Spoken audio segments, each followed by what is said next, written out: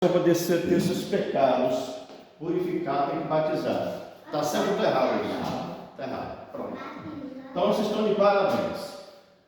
O batismo, ele é um sacramento, ele é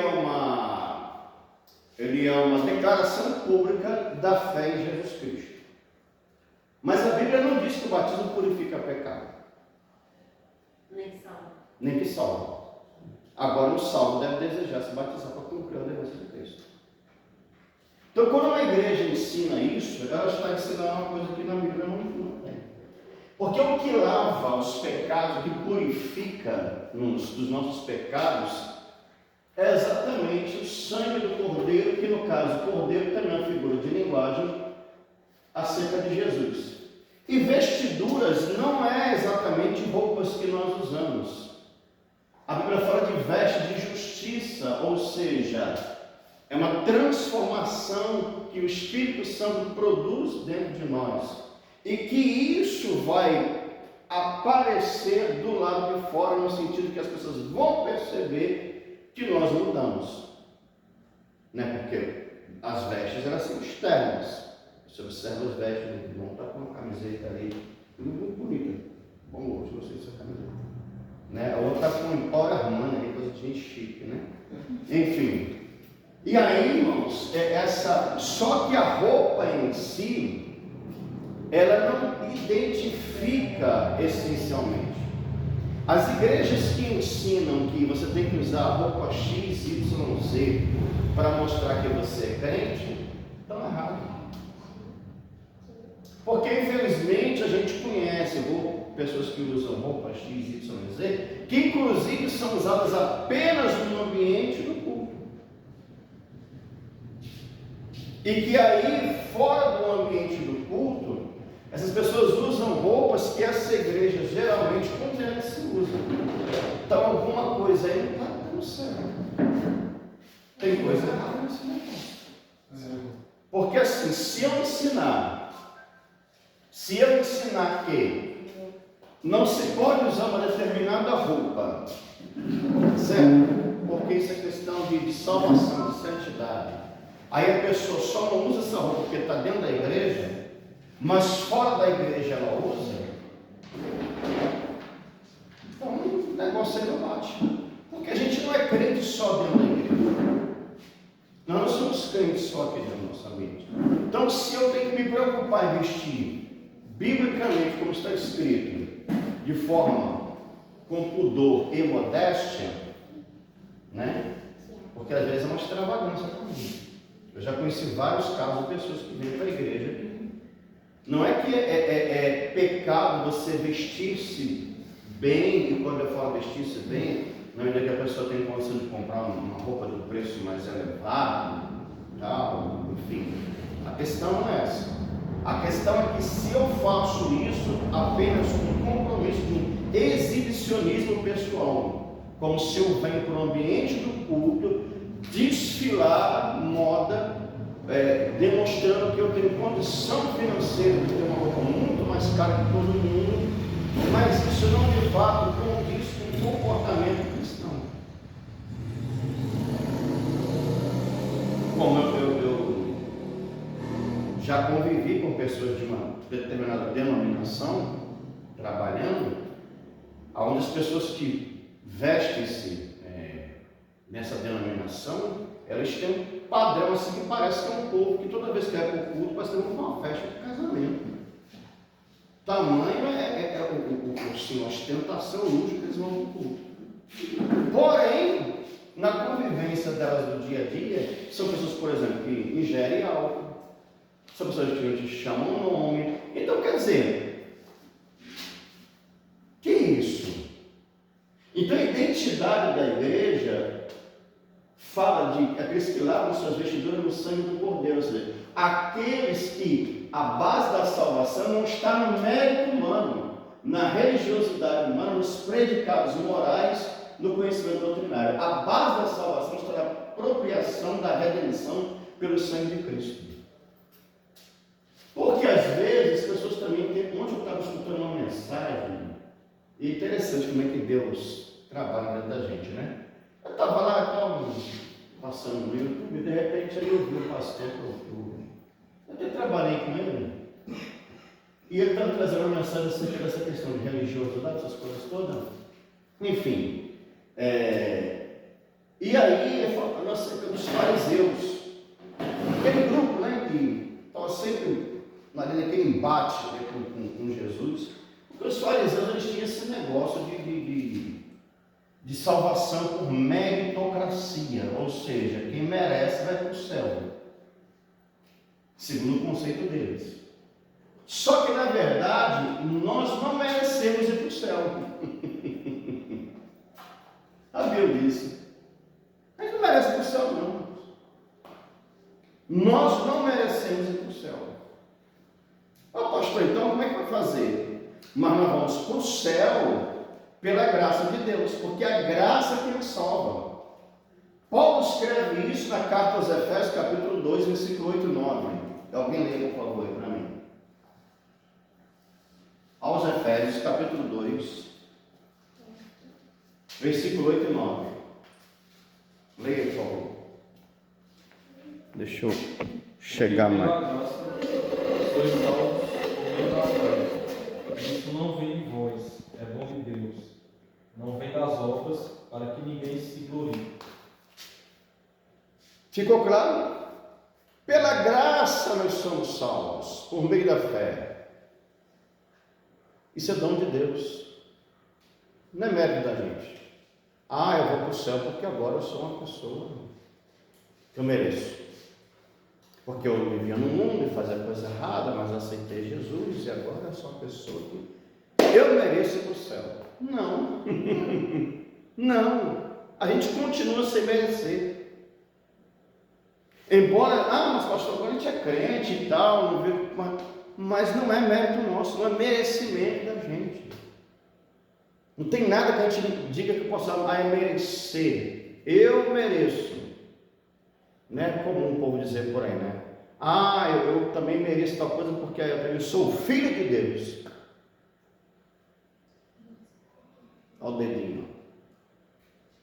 Não. Filho de Deus são aqueles que de fato, pela fé, recebem Jesus Cristo como Senhor e Salvador da sua alma e é adotado na família de Deus. Nós não temos essa filiação divina de imediato. Nós somos filhos por adoção. Paulo diz isso em Romanos capítulo número 8. Somos filhos por adoção. A gente não nasce, nós somos criatura de Deus. Filho de Deus legitimamente, filho é só Jesus. Natureza divina, tanto igual ao Pai. Nós não. Então não tem esse negócio de merecer. Eu mereço. Um outro problema que as pessoas acreditam é a religiosidade. Todos os caminhos levam para Deus. Ou Deus é um só, na base do conceito de que, independente da religião que você pertence, você está unido a Deus. Não existe isso. Porque se você está num grupo de pessoas que têm a sua crença, a sua fé, mas essa crença e esta fé não tem a ver com as escrituras sagradas, é uma pessoa religiosa. Apenas isso, não é um salvo. Não se deve confundir gente religiosa com gente salva. Tem muita gente que é religiosa, porém não é salva. Inclusive no meio dos crentes. Religioso extremo. O que, irmão? Que é isso? Você veio para a igreja de chinela havaiana? Misericórdia. Pronto, como se usar a havaiana fosse um pecado grave. Eu estou dando um exemplo assim, básico. Estou dando um exemplo básico. Porque tem gente que é extremado, tem um negócio assim, que, pelo amor de Deus. Mas a religiosidade. Predicados morais é um outro problema que as pessoas se enganam. Eu conheço, eu creio que vocês conhecem também, que tem gente que não é crente, que às vezes tem muito mais caráter do que muitos crentes. O pastor tem.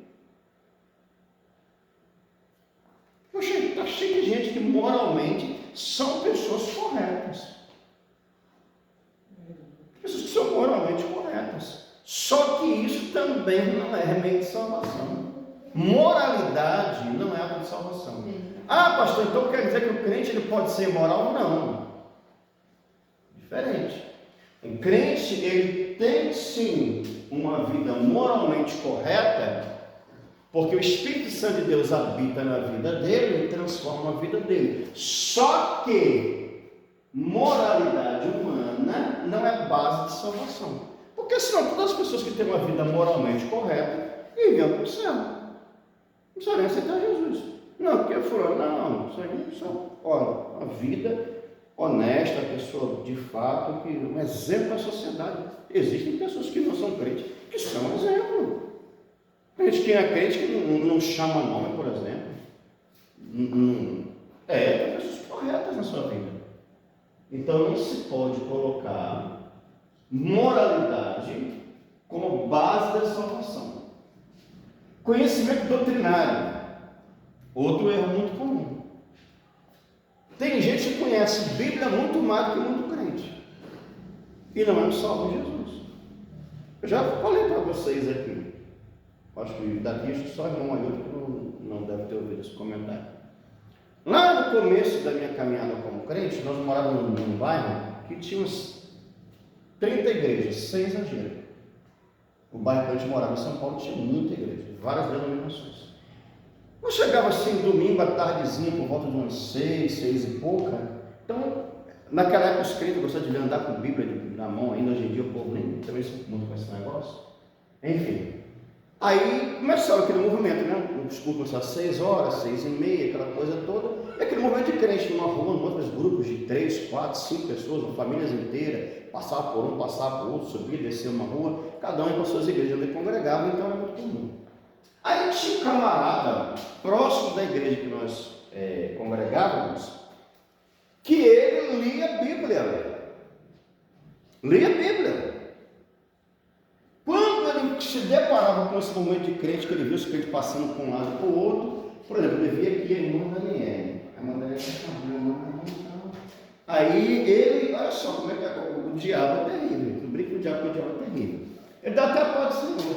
Pai do Senhor, irmão. Seu nome como é que é mesmo? Ah, Daniela. Congrega onde, mãe?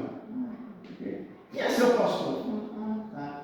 Irmã, aonde na Bíblia diz tal coisa assim? Por que tal coisa assim na Bíblia? Quando a pessoa dizia que não sabia, ele dizia assim, o jeito não é crente não, né? Tu não conhece nem a fé que você segue? Ou seja, ele tinha satisfação de envergonhar as pessoas no meio da rua. Muitos crentes. E ele conhecia a Bíblia. Se fosse conversar com ele de Bíblia, ele conhecia. Então, amados, conhecimento doutrinário, pega aí na internet, você vai ver gente aí debatendo. Camarada que cientista, é isso e aquilo, debatendo com o pastor. E não é falando bobagem, embora falando o que não tem biblicamente correto, mas quando eu falo bobagem, assim, pessoas que têm de fato ali uma capacidade de conversar, de argumentar, baseada em texto bíblico. É salvo? Não. Não é. Então não dá para você colocar também conhecimento doutrinário. Tem de assim, fulano só fala em Deus, mas vive Deus.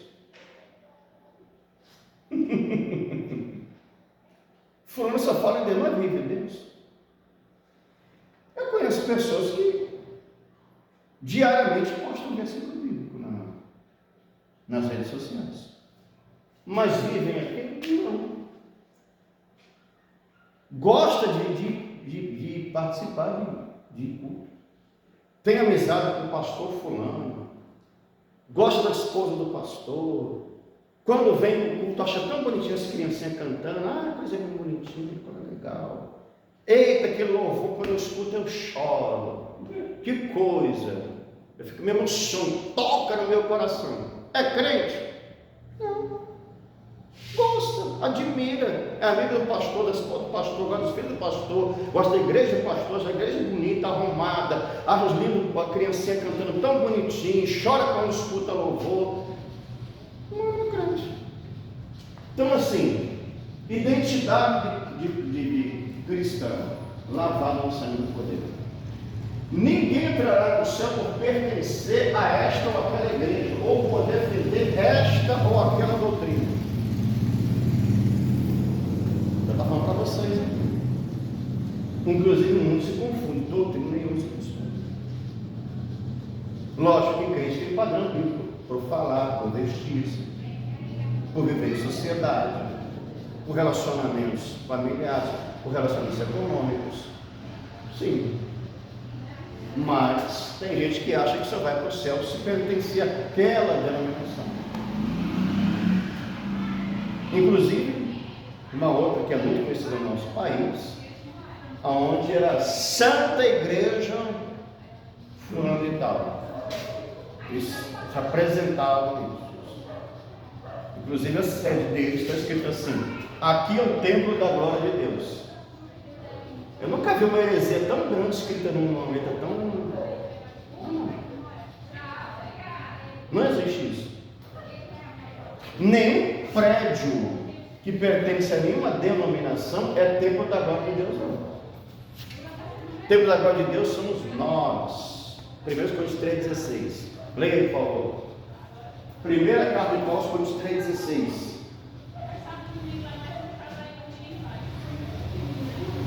Quem achou pode ler.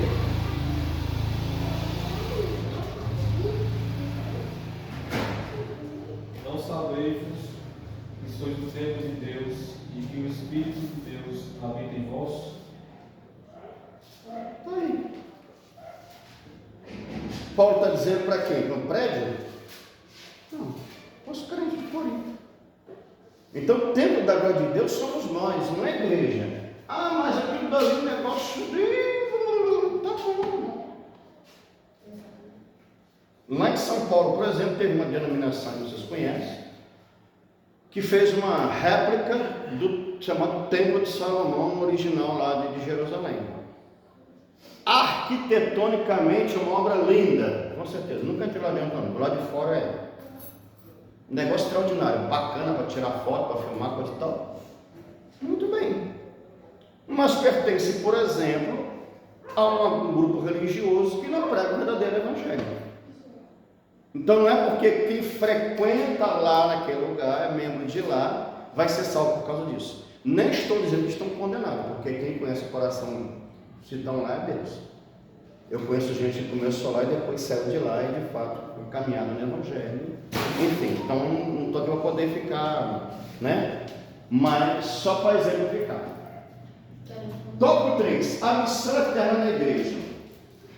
Primeira, adoração. Segunda, comunhão. Terceira, ausência completa de sofrimento, a gente vai entender. E quarta, presença completa da plenitude de vida.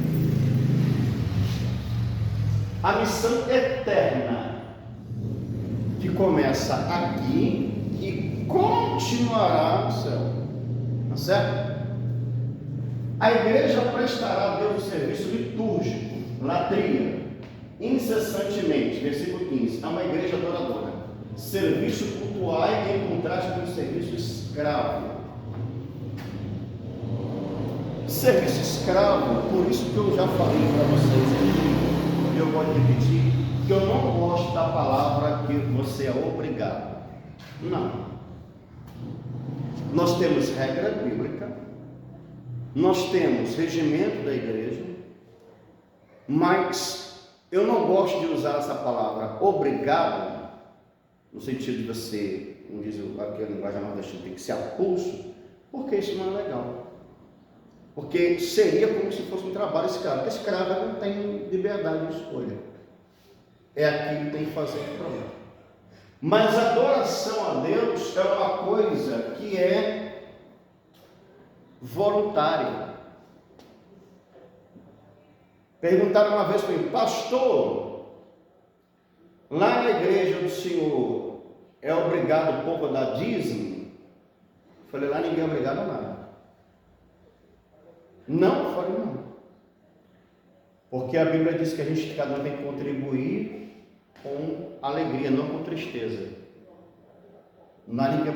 Tem regra? Lógico que tem.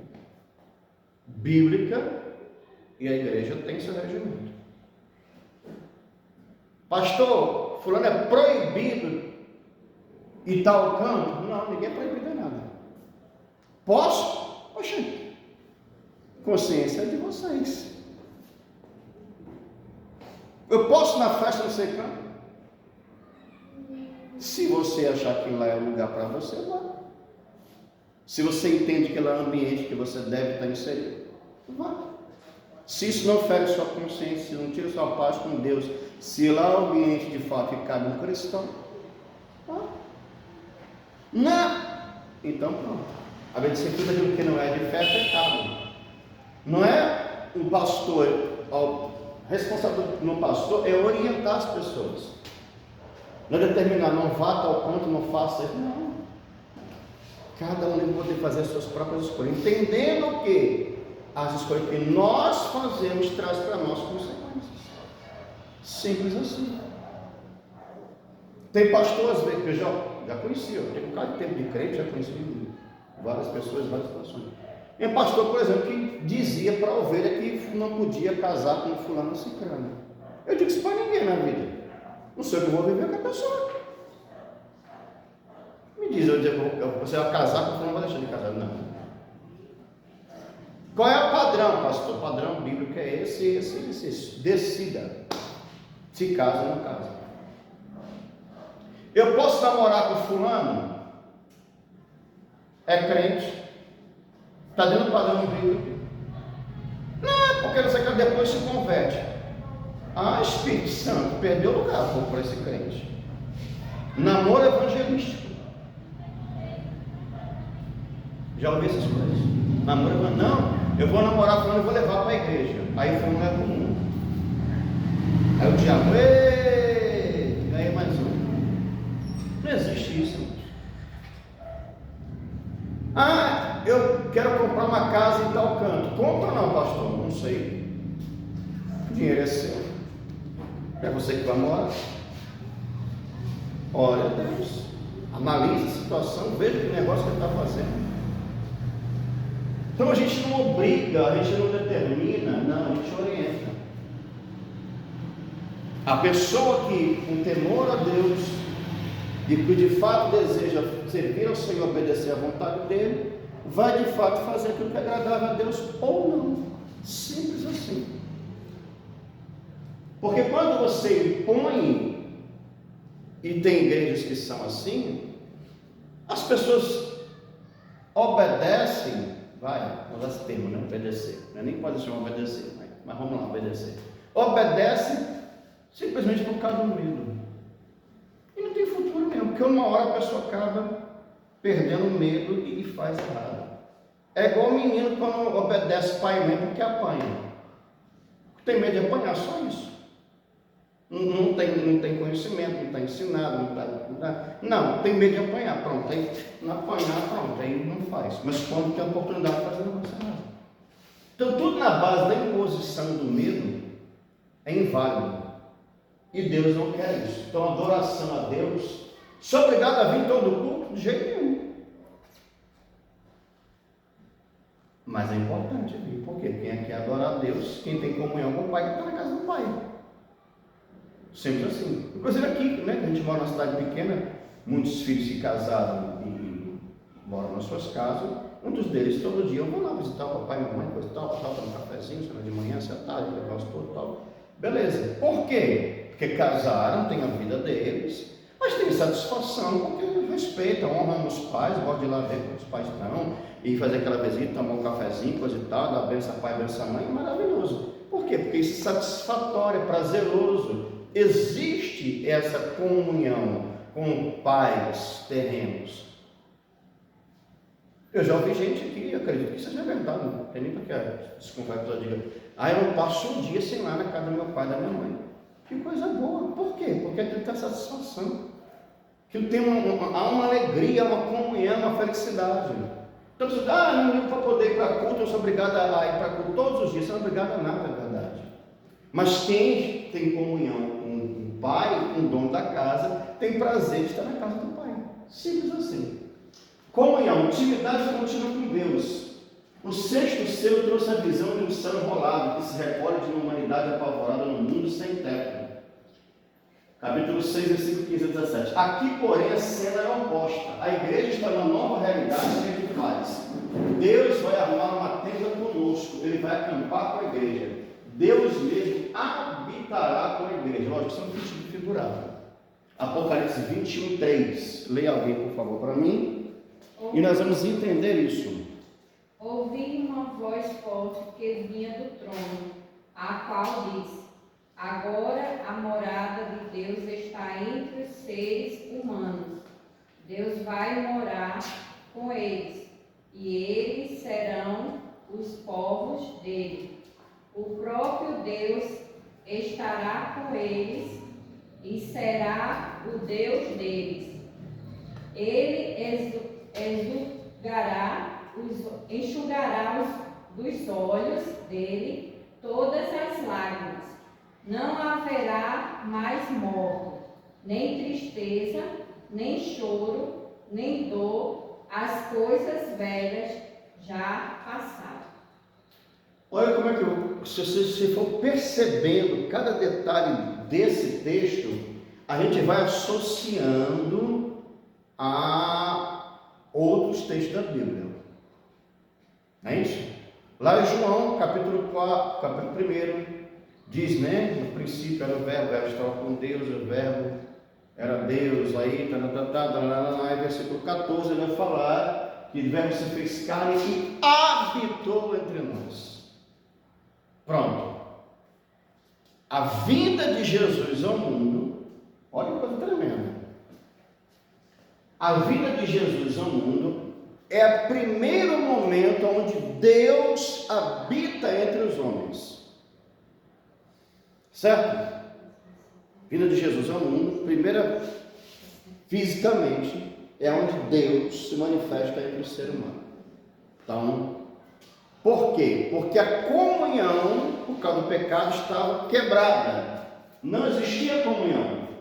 Não existia intimidade com Deus. Está quebrada. Então, o Senhor vem ao mundo, habita entre os seres humanos, passa a estar entre os seres humanos, Ele fazendo a obra da restauração, de restaurar a comunhão que havia sido perdida. Nesse tempo que Jesus passa, não somente ensina, ou seja, teoria, mas também prática, cura pessoas, liberta de possessão demoníaca, age em ações da natureza de forma sobrenatural, enfim, tudo aquilo que a gente conhece. Só que no capítulo 14 de João, falando aos seus discípulos, ele diz: olha, eu vou voltar para o Pai e preparar-vos lugar. Então ele está dizendo assim: a minha ausência de vocês, ela não é para sempre, ela é passageira. Eu vou voltar para a casa do Pai, preparar um lugarzinho para vocês lá. Aí os discípulos ficam, mas então, aquela coisa toda. Eu estou aqui parafraseando, né, irmãos? Para vocês entenderem o contexto que ele está falando. Mas aí, para eles não se sentirem desamparados, diz: olha, vou enviar o Espírito Santo estar lá com vocês. Ou seja, Deus continua habitando entre nós pelo poder do Espírito Santo, que é a terceira pessoa da Trindade. Jesus volta fisicamente para o céu, mas espiritualmente habita entre nós ainda. Não ficamos assim, jogados até ele voltar. Só que nisso ainda virá o tempo para ser completado, onde a eternidade é uma realidade, e aí sim, de fato, se cumpre o que a irmã acabou de ler, Apocalipse 21:3. A habitação de Deus permanente, para sempre, com o ser humano. Então, vocês estão vendo como está tudo ligado? E aí, a conclusão dizendo que as primeiras coisas já não existem mais. E aonde começa isso?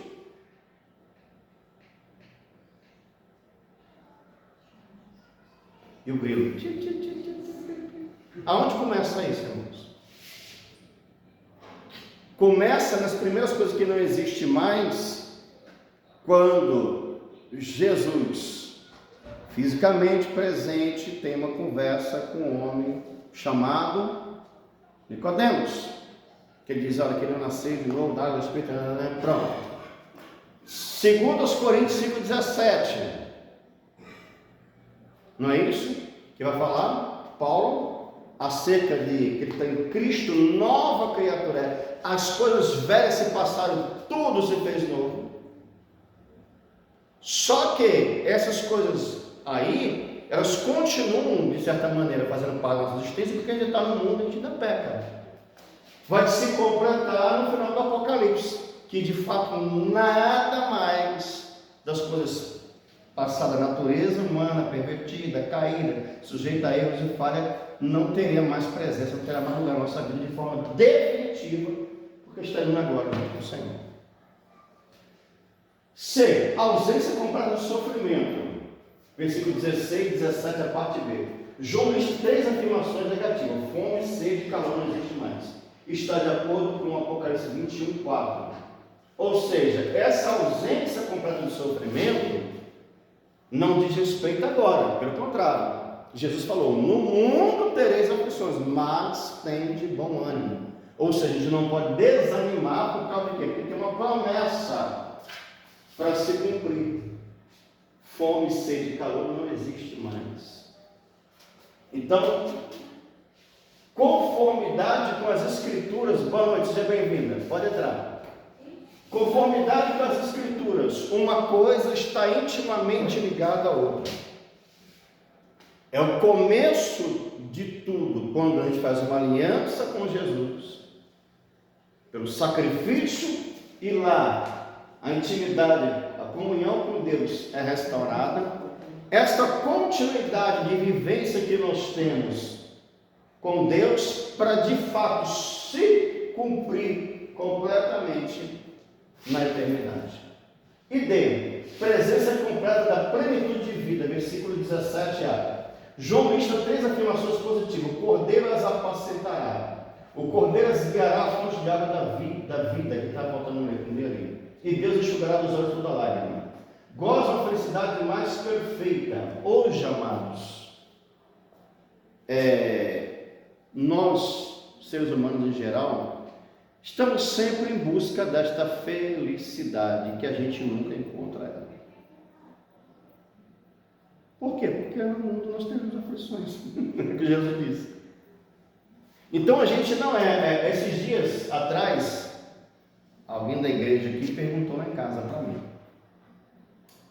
pastor, você é uma pessoa feliz? Eu falei, não. Ele ficou assim, assustado com a minha resposta. Aí eu pergunto para vocês, você é feliz, irmão? Eu? Pastor? Sim ou não? Olha, assim, Não, sim ou não? do meu ponto de vista, isso é uma resposta assim, muito pessoal, cada um. O ser humano ele tem momentos felizes, tem momentos tristes, tem momentos. Tá, mas resumindo, você é pessoa feliz ou não? Sempre, ninguém é feliz não. Aqui na terra não. Irmão Adriano, você é feliz? Não consegue não. Não? Não. E você, irmão? É feliz? Hã? Você é feliz? Tudo bem. Qual é o segredo da felicidade? Conta pra mim.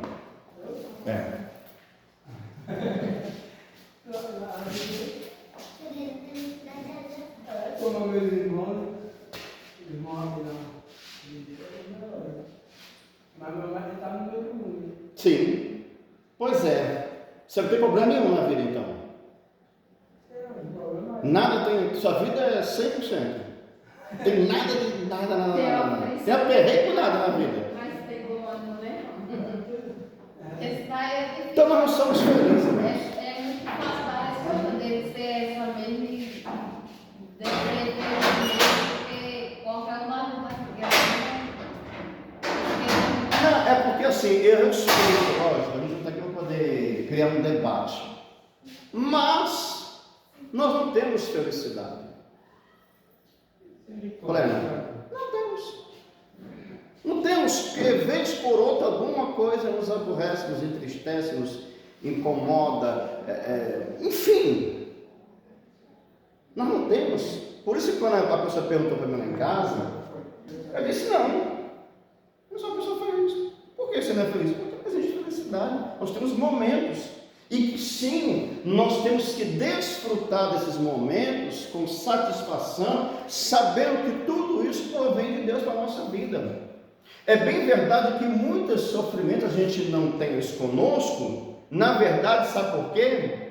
Porque a ação de Deus na nossa vida tirou a gente de certas situações e que a gente que viveu sofrendo por causa dos nossos próprios erros. Que é o que a Bíblia diz, de que se queixa o homem, se queixa dos seus próprios pecados. Na verdade, grande parte do problema que a gente enfrenta é culpa nossa mesmo. Mas o que a gente enfrenta, a culpa invariavelmente é nossa por razões diversas. Então, muitas coisas a gente não sofre hoje, a gente tem um estado de satisfação, digamos assim. Por quê? Porque a gente não se envolve com coisas que aparentemente são satisfatórias, que é onde diz lá em Provérbios, que há caminhos que para não parecem serem bons, mas o fim deles é a morte. Quando alguém, por exemplo, dá um exemplo mais clássico, né? Que nós temos aí, esses tempos atrás, saiu uma pesquisa, e a quantidade de pessoas que morrem no Brasil por consequência do álcool. Eu não recordo a questão de números agora. Mas enfim.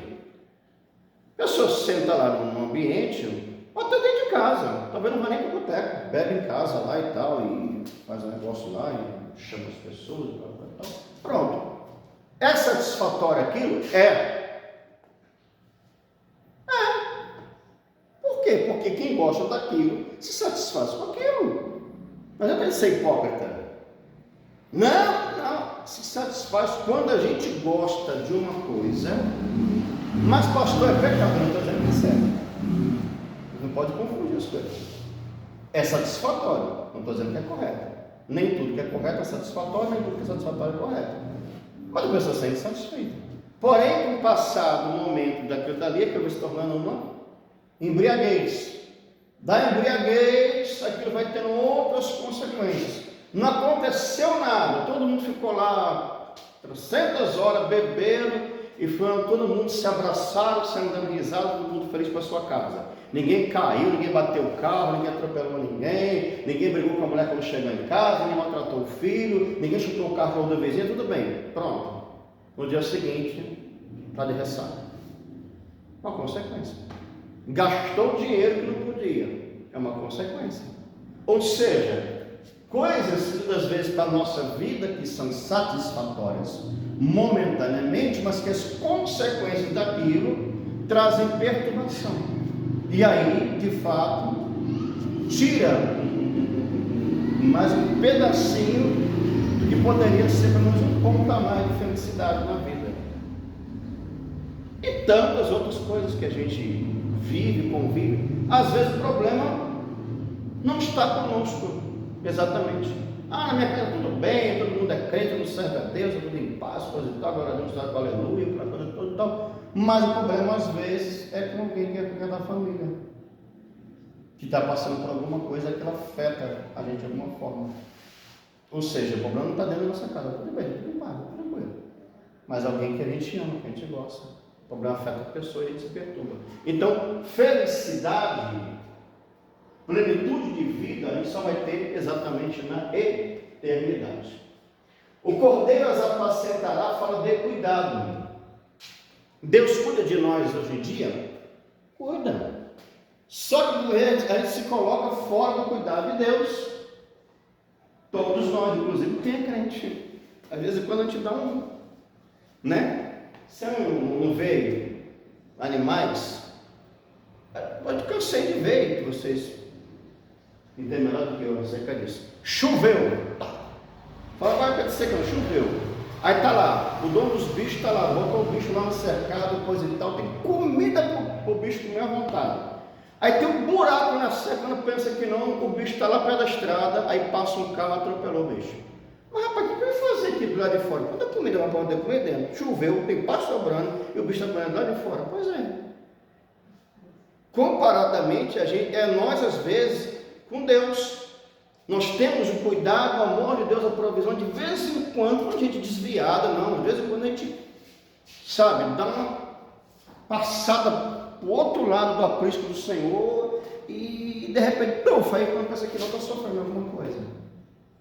Somos nós assim. O Cordeiro as guiará às fontes da água da vida. Aqui faltou um D, né? Fonte da água da vida. O que é a água da vida? É a presença plena de Deus em nós, né? É transbordar da presença de Deus. Deus enxugará dos olhos toda lágrima. Aqui fala de cessar de fato o sofrimento. Não é aquela coisa que a pessoa está chorando agora e até hoje em dia o povo não usa mais isso, né? Acabou esse negócio. Antigamente o pessoal tinha um lenço poder. Não, fala, tem um lenço aí, coisa e tal, chega teus olhos aí. Hoje em dia tem coisa disso mais não, né? Mas enfim.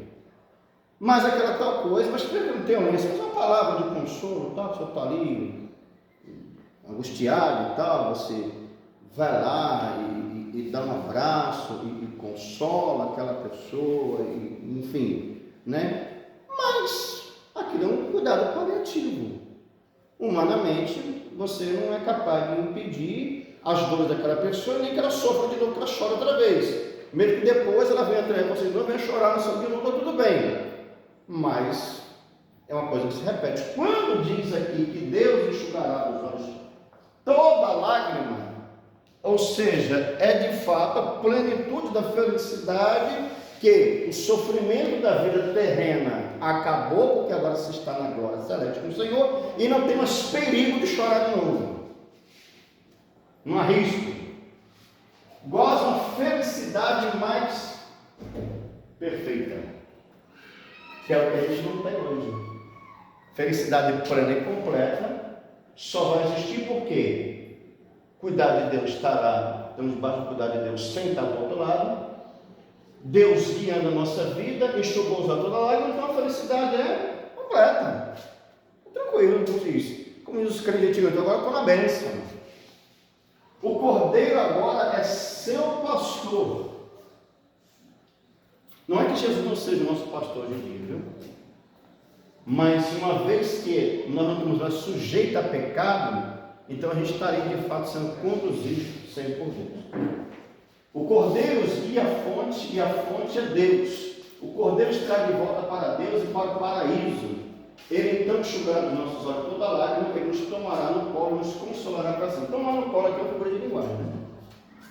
Não deu nada pegar um por um aí no colo, assim, literalmente. Tem uns crentes que fazem essas coisas, inclusive. Não devia pegar não. Menos. Deixa dessa síndrome de bebê. Mas esse tomar um colo fala desse cuidado, não é isso? Com nossos filhos, quem tem filho, às vezes tem um sobrinho que gosta, a gente depois tem neto, enfim, esse cuidado, né, do colo, daquela coisa aconchegante, do cuidado, Jesus disse, de fato nem deixar o menino lá andar para poder não tropeçar e tal, não furar o pé no prego, ou seja, pegar um colinho, né? Quando a gente pode, depois passa na eternidade, mas isso fala exatamente desse cuidado, desse amor, desse aconchego de Deus para conosco. Tudo isso aqui, irmãos, para a gente finalizar e encerrar, é uma realidade bíblica. Isso aqui não é um roteiro de filme, uma série da Netflix, isso aqui não é uma coisa de novela, isso aqui não é uma coisa impossível de... como seria bom se assim fosse. Só pensa assim quem não conhece a Deus. Quem não conhece a Deus, seria bom. Será bom. Não é seria. Será bom. Porque a promessa de Deus não falha. Então tudo começa nesse tempo aqui na terra. Por isso que é importante a pregação do Evangelho. Arrependimento e a conversão. Para que aí sim todos desfrutem disso aqui. Todo mundo. Pastor, mas a gente ruim, aquilo não vale nada, aquilo é não sei o que lá, aquilo é natureza não sei o que, aquilo é uma alma cebosa. Eu acho engraçado você entende? É uma alma cebosa. Pois é, todos nós, de certa maneira, somos uma alma cebosa até encontrarmos Cristo na nossa vida. Quando Jesus chega em nós, essa transformação, essa ação do Espírito Santo, essa mudança, sabe, esse gerar um novo na nossa vida, aí a gente começa esse processo que nós estamos nele. Pronto, esse momento que nós estamos aqui agora, participando disso aqui, nós estamos nesse processo de aprendizado, de conhecimento, de renovação de esperança, inclusive, porque a gente às vezes nos aperreios da vida, a gente até meio que isso passa meio que quase que esquecido para a nossa vida. Então a importância da gente sempre renovar isso e saber que aquele que prometeu é fiel para cumprir. Ele disse: eu sou o caminho, a verdade e a vida, ninguém vem ao Pai senão por mim. Amém? Graças a Deus por esse momento que nós podemos mais uma vez ser instruídos pela palavra de Deus. Louvado seja por de cada um que aqui se encontra. Eu estava aqui gravando